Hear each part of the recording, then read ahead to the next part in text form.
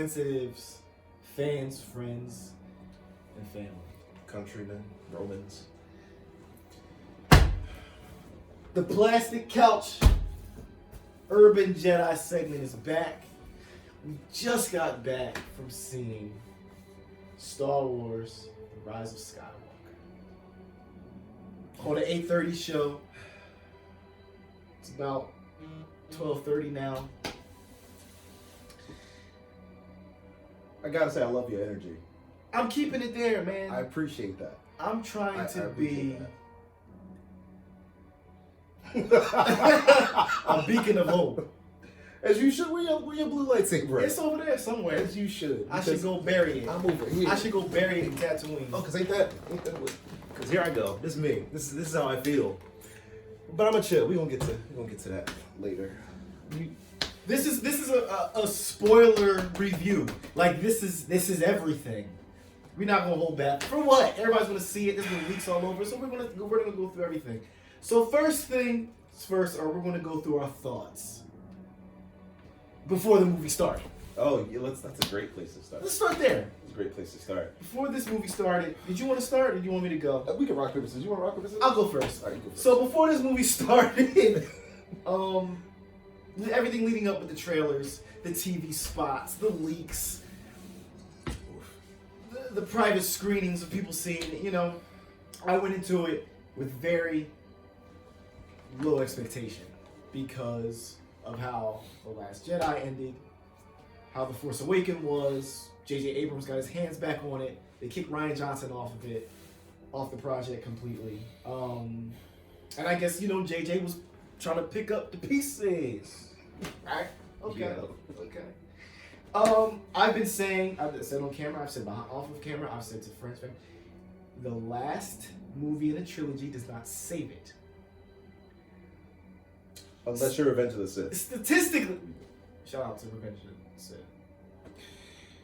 Statistically, the third movie in the trilogy is the worst, like on paper and stuff.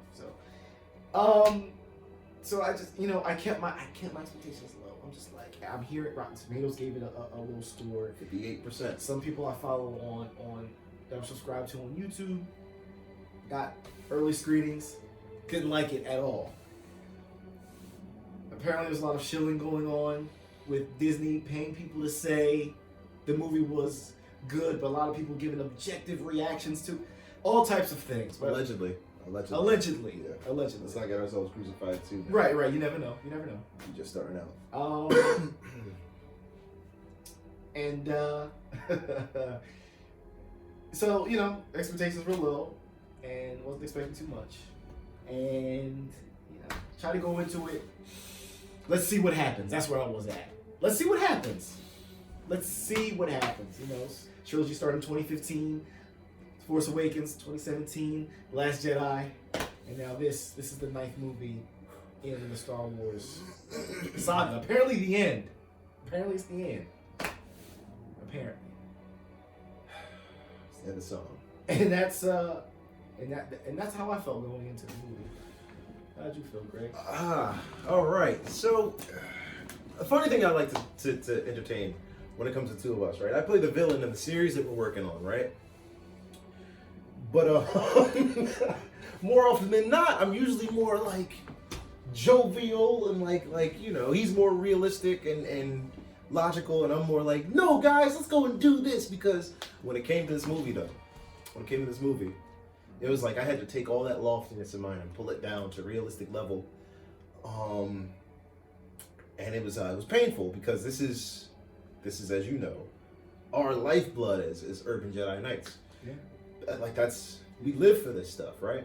Yeah. At the beginning of it all, earlier today, if you guys follow me on Snapchat, Greg268. Hey. Yeah, and my Instagram story too, same name, Greg268. Hey.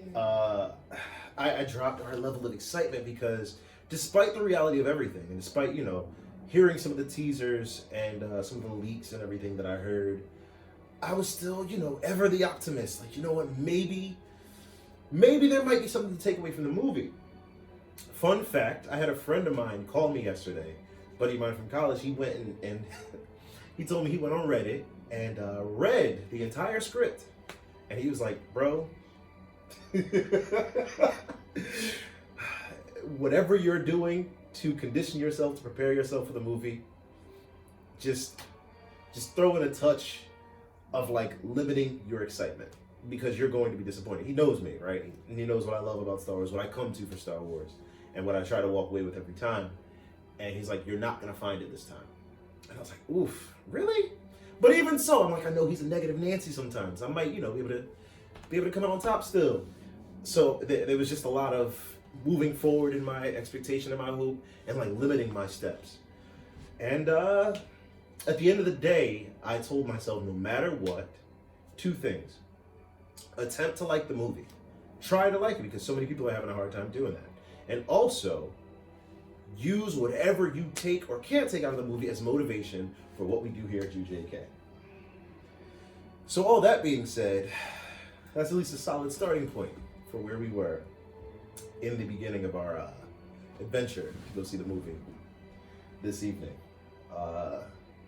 Pulling up to the theater was great nostalgia, because if you watch my story, I talk about how the same theater that we went to 2 years ago that made us go viral with our video of us fighting in the parking lot. We're the parking lot guys, by the way. We never talked about that. Yeah. Oh yeah, that's us. Surprise! We'll have a video talking about that. That's and us. that entire journey one day. Yeah. One day. Stay tuned. Yeah, stay tuned and stay dope. We're not ending the video though. That's how I No, ended. yeah, that's. My bad. I mean, that's the way the movie went. It went from like the. Don't do that. Yeah, Oh, save it. I'm Save sorry. it. Hold on to that. But yeah, it was great for me to go back to the point where we made history, and just feel that energy of like that spontaneity of who knows what's gonna happen here again today. Maybe we'll be disappointed and we'll go out and fight with the vigor that we always deliver, and somebody will pick it up again and we'll make history again. Or maybe we'll be astounded and our fight would shift, because then it's not like we're fighting to compensate for a lack of what we're missing in Star Wars. Maybe we'll be motivated enough to be like, we're not fighting against or like fighting to compensate, we're fighting to add to it. We're fighting to be included. And I really wanted to feel that, because the sad truth in what we do is that a lot of the motivation behind us doing what we do is because we don't find it where we want it. We don't find it how we want it. And as we always say at some of our panels and everything, that we do what we do for the closet nerd, the child who's like not in an environment that's receptive to this culture, to this energy.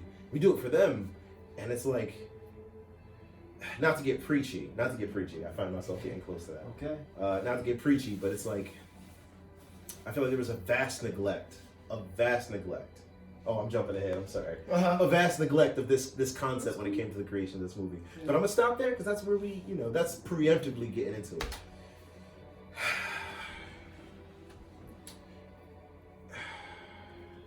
As you can see, it's difficult. It's difficult. At least it's difficult for me. Again, shout out to you and your energy, man, because I'm defeated and I'm never defeated. But I'm just sipping my tea here. Dev? I know what type of people we have to be to deal with things like this. That sounds ominous and scary, and I'm all for it. My lightsaber right again? I just think it's You on need my this? lightsaber. No, I can't do that. That's gonna take my character. Oh, you right. I can't do that. You sure this movie ain't do it? I'ma chill.